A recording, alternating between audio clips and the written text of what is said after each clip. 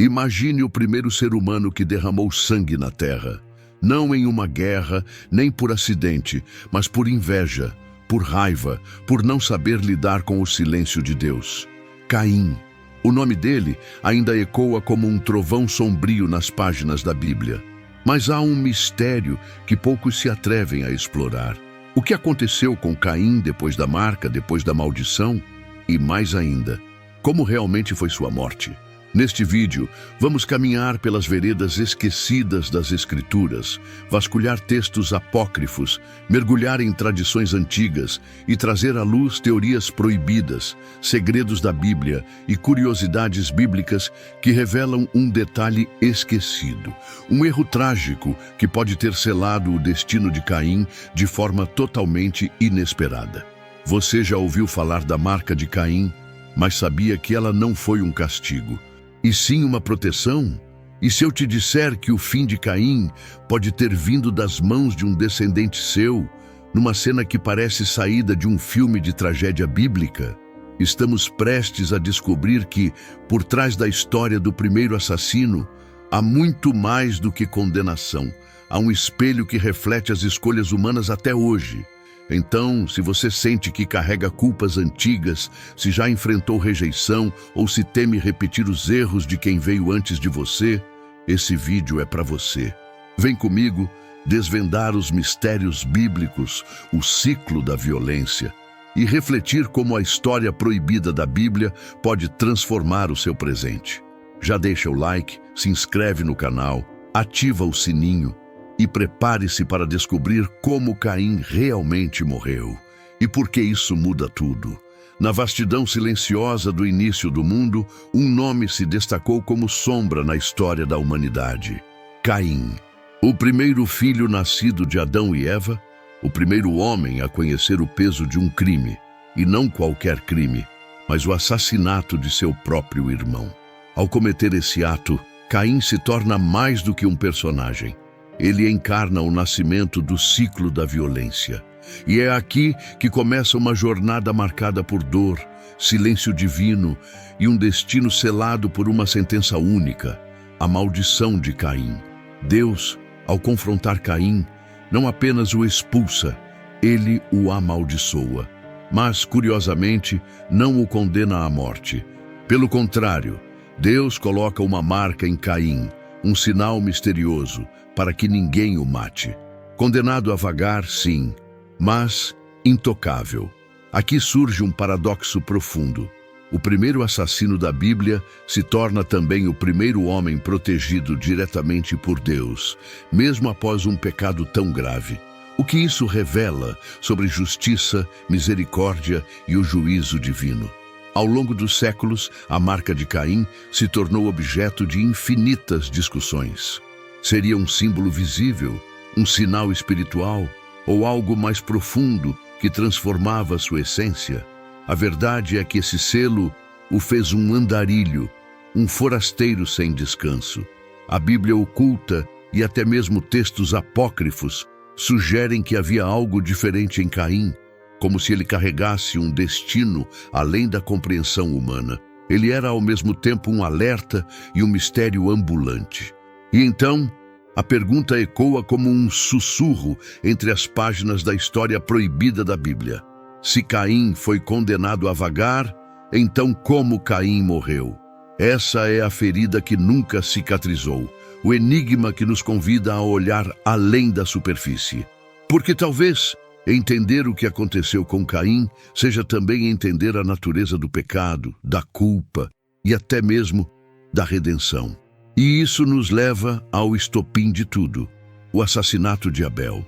Tudo começou com uma oferta. 2 irmãos, 2 corações, 2 caminhos. Caim oferece frutos da terra, Abel as primícias de seu rebanho. Mas Deus olha com favor para a oferta de Abel, não porque era carne, mas porque era entregue com o coração certo. E isso acendeu em Caim algo sombrio, a inveja. Um sentimento corrosivo que cresce em silêncio até transbordar em tragédia. Deus, como um pai atento, adverte Caim: se procederes bem, não será aceito. Gênesis 4:7. Mas Caim já havia fechado o coração. Ele leva Abel ao campo, longe dos olhos de todos. E ali, pela primeira vez na história, o chão se mancha com sangue humano. O primeiro assassinato. Caim e Abel não são apenas personagens. São arquétipos. O homem que se permite consumir pelo ego e o que é ferido por isso. A dor desse ato não ficou somente entre eles. O próprio solo gritou. Deus diz: a voz do sangue do teu irmão clama a mim desde a terra. Gênesis 4:10. E é nesse momento que a maldição de Caim é decretada. A terra não lhe dará mais frutos e ele será errante. Porém, em um ato que confunde os rígidos, Deus não o executa. Ele o poupa, e então a marca de Caim é colocada, um limite sagrado entre justiça e misericórdia. O contraste é desconcertante. O primeiro homicida da Bíblia não morre, mas é condenado a viver com o peso do que fez. E aqui começamos a ver um padrão divino. Deus não apenas pune o pecado, ele transforma a dor em sinal, a culpa em propósito. Mas o coração humano ainda carrega perguntas. Por que Deus protegeu Caim? Qual era o verdadeiro propósito da marca? Talvez as respostas estejam na terra de Nod, onde o exilado desapareceu da narrativa principal. Após ser marcado por Deus, Caim parte. Não há despedida, nem consolo, apenas o peso da maldição e o eco de sua escolha. A Bíblia diz que ele foi para a terra de Nod, ao oriente do Éden, Gênesis 4:16. Mas o que era esse lugar? A palavra Nod significa vagando, errante, um nome que carrega o próprio destino de Caim, um lugar fora do jardim, fora da presença manifesta de Deus. E é nesse limbo que o mistério começa. Caim, na terra de Nod, se torna quase uma figura lendária. A narrativa bíblica mergulha em silêncio. Sabemos que ele parte, mas não como viveu, não como foi recebido, não se ele se arrependeu. É como se Caim tivesse sido arrancado da história, mas continuasse vivo nos bastidores, alimentando lendas, tradições antigas e especulações que atravessaram milênios. Um personagem que vive, mas não pertence. Muitos estudiosos e textos esquecidos, como o livro dos Jubileus e o livro de Adão e Eva, tentam preencher esse vazio. Alguns afirmam que Caim foi para uma região onde outros povos já existiam. Outros dizem que anjos caídos, conhecidos como vigilantes, habitaram Nod. Há até quem sugira que a linhagem de Caim se misturou com seres espirituais. Isso abre espaço para muitas teorias sobre Caim, que misturam fé, mito e mistério. O que sabemos é que Nod se tornou um palco silencioso para a construção de uma nova realidade. E embora a Bíblia diga pouco, a curiosidade bíblica permanece viva. O que Caim encontrou lá? Foi punido com o isolamento ou com o esquecimento? Ou será que a história proibida da Bíblia esconde algo muito maior sobre aquele que carregava a marca? O que vem a seguir muda tudo. Caim se torna um construtor, um fundador de cidades. Aqui acontece algo inesperado. O homem amaldiçoado a ser errante constrói uma cidade. Gênesis 4:17 nos diz que Caim teve um filho chamado Enoque e, em homenagem a ele, ergueu uma cidade com o mesmo nome. Isso quebra a lógica humana. Como alguém condenado ao exílio consegue fundar algo tão permanente? É nesse ponto que muitos percebem. Caim é mais do que um fugitivo. Ele é um arquétipo do homem que constrói tentando esquecer. Caim, fundador de cidades, se torna símbolo de algo profundo, tentar construir fora da presença de Deus. A cidade que ele ergue pode representar um esforço humano para silenciar a culpa com produtividade. Quantas vezes hoje fazemos o mesmo? Tentamos abafar feridas antigas com conquistas visíveis. Mas sem arrependimento real, a estrutura mais imponente pode se tornar apenas um disfarce para o vazio. A dor de Caim talvez nunca tenha sido curada, apenas camuflada. Essa cidade foi o início de uma linhagem urbana, uma cultura em desenvolvimento. mas também o começo de uma descendência marcada por dilemas. Com ela, Caim planta as sementes de um mundo onde progresso e perdição caminham juntos. Uma civilização nascida da fuga, não da fé. É a partir desse ponto que a linhagem de Caim ganha força, influência, mas também se afasta mais e mais da vontade de Deus. E as consequências logo aparecem. E aqui entramos em uma fase ainda mais profunda da narrativa. A Bíblia começa a listar descendentes de Caim que trouxeram avanços culturais, músicos, ferreiros, artesãos, mas junto disso também surge Lameque, o homem que triplica a violência e diz que a maldição de Caim deveria ser multiplicada por 70 vezes 7. É nesse momento que a semente da construção vira sombra e o que começou com um crime se torna um legado ambíguo. A partir da cidade de Enoque, a linhagem de Caim floresce, não em santidade, mas em habilidade, inovação e domínio cultural. Seus descendentes se tornam mestres em música, metalurgia e criação de ferramentas. É impressionante como de um homem marcado pela dor nasce uma geração que impulsiona a civilização. Mas a pergunta persiste: isso é redenção ou desvio? O medo se transforma em produção, mas e o coração? Se transformou. Entre os descendentes está Jubal, pai dos que tocam harpa e flauta, e Tubal-Caim, mestre do bronze e ferro. O sangue de Caim corre em artistas e inventores, homens que moldam o mundo com as mãos. Mas ao mesmo tempo se distancia do Criador. Isso revela algo poderoso. Talento sem temor a Deus pode produzir beleza e destruição. Não basta criar, é preciso consagrar. É aqui que o brilho da linhagem começa a ofuscar a obediência. E então surge Lameque, descendente direto de Caim, um homem que não apenas comete um novo assassinato, mas se vangloria disso. Matei um homem por me ferir. Ele diz, como se repetir o erro de seu ancestral fosse motivo de orgulho. E mais, exige que a sua proteção seja ainda maior que a de Caim. A maldição de Caim vira um escudo para novos atos de violência. Um retrato perfeito de como o pecado pode virar tradição quando não é quebrado. Essa linhagem nos ensina algo doloroso, mas essencial. Sem arrependimento, a dor se multiplica. O que começou como um erro individual vira um ciclo da violência que atravessa gerações. A história proibida da Bíblia não esconde essa verdade. Não basta sobreviver à consequência. É preciso transformar a raiz do coração. E é por isso que o silêncio que vem a seguir é tão intrigante. De repente, a Bíblia para de falar sobre Caim. E isso levanta um novo mistério. Depois da menção à cidade de Enoque e à descendência de Caim, a Bíblia simplesmente silencia.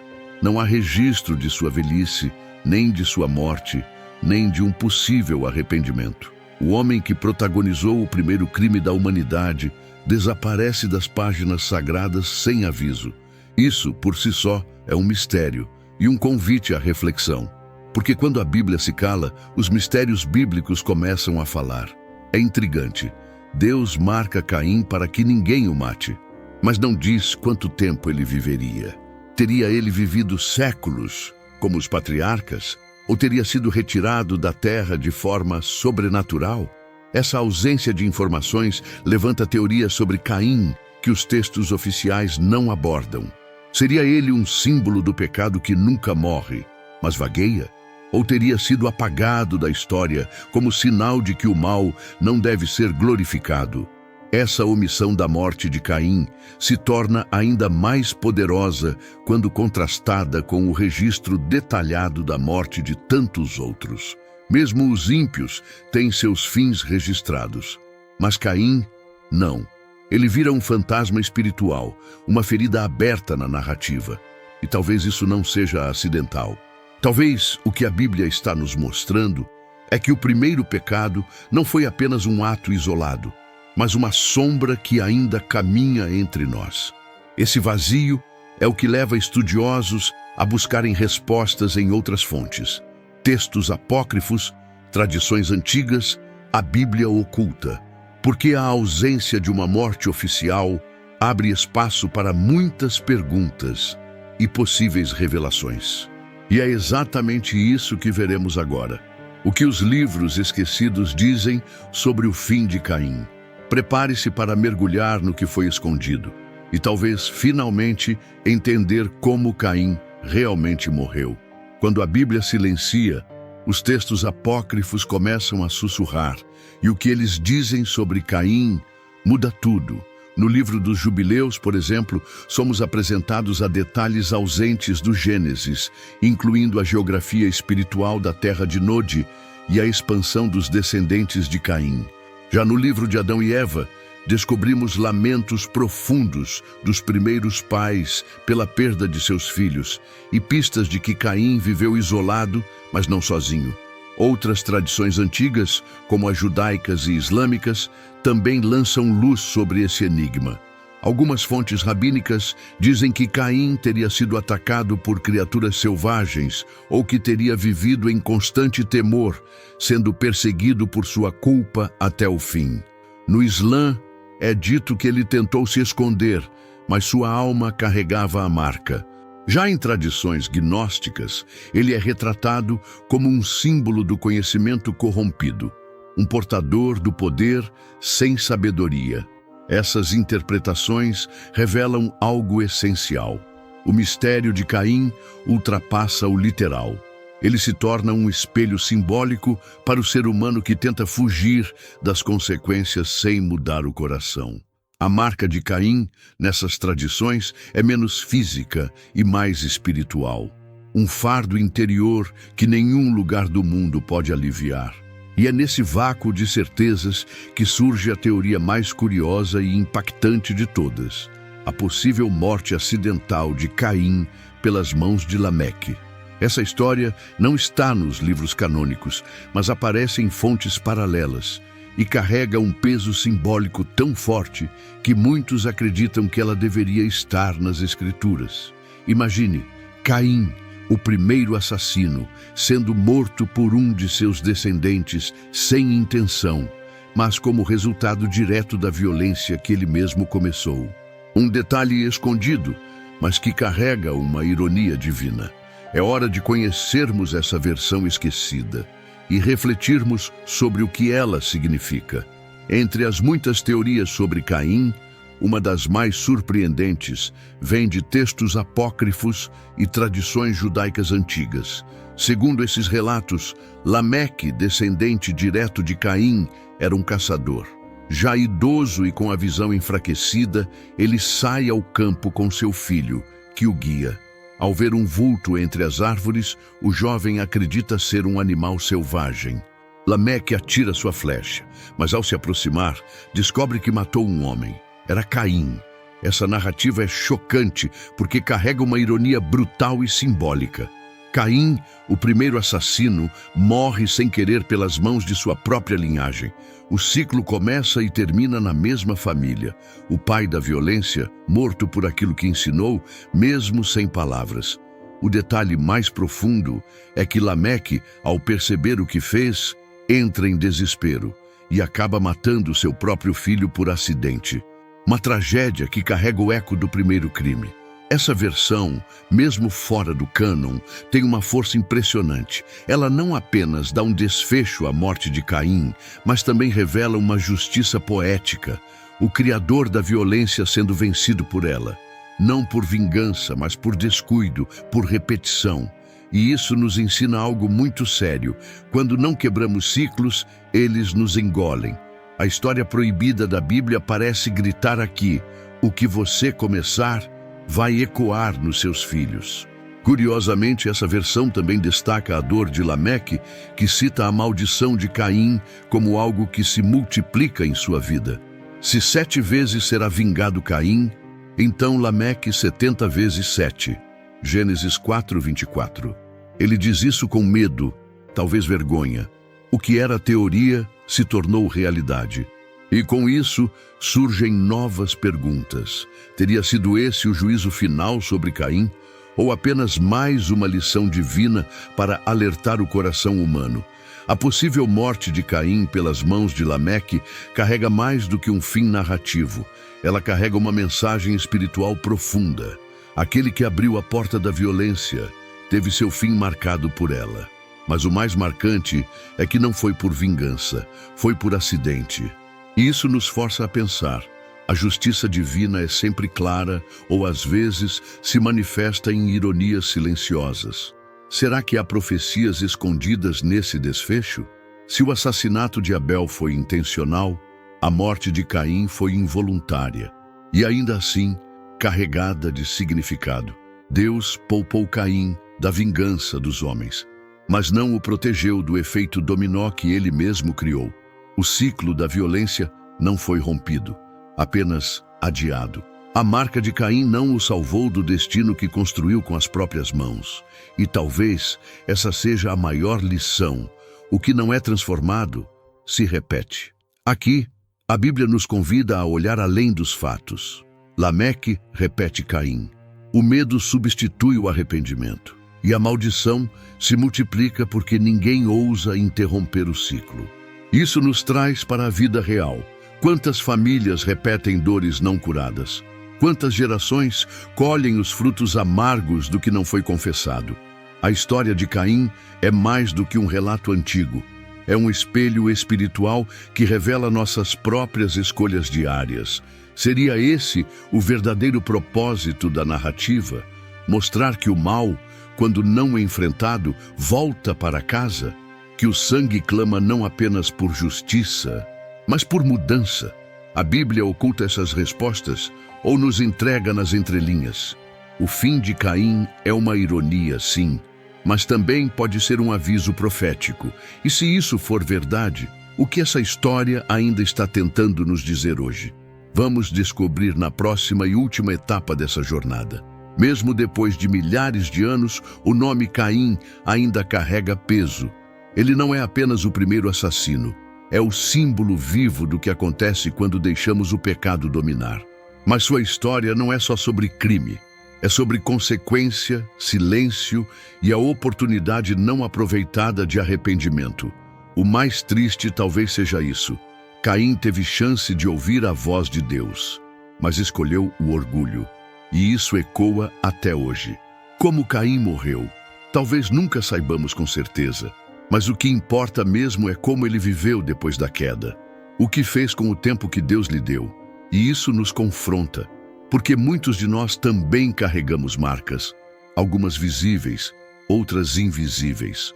E a pergunta é, vamos deixar que essas marcas nos definam ou nos transformem? O passado te molda sim, mas não precisa te aprisionar. A história de Caim nos alerta para o poder das escolhas, para o perigo de cultivar ressentimentos e para a urgência de quebrar ciclos de violência, sejam eles externos ou internos. Deus ainda fala como falou a Caim: se procederes bem, não será aceito. Gênesis 4:7. Ainda há tempo de mudar o final. O eco do primeiro crime ainda ressoa, mas você pode decidir que ele pare em você. Então eu te convido, reflita profundamente sobre sua própria história. Quais marcas você carrega? O que precisa ser restaurado em você? A jornada de Caim nos ensina que até mesmo no erro mais grave, há um chamado à transformação. E se essa mensagem tocou você, deixe seu comentário aqui embaixo. Compartilhe como essa história te impactou. E claro, se inscreva no canal, ative o sininho e acompanhe os próximos episódios de fé, reflexão e transformação. Se essa história tocou seu coração, lembre-se, a Bíblia não é apenas um livro antigo, é um espelho vivo. E mesmo os personagens mais controversos, como Caim, têm algo a nos ensinar. Todos nós temos escolhas, marcas, caminhos e a chance de mudar o final da nossa história. Então, se inscreva no canal, ative o sininho e acompanhe os próximos episódios de fé, reflexão e transformação. Aqui, cada história bíblica revela uma verdade que pode mudar a sua vida hoje.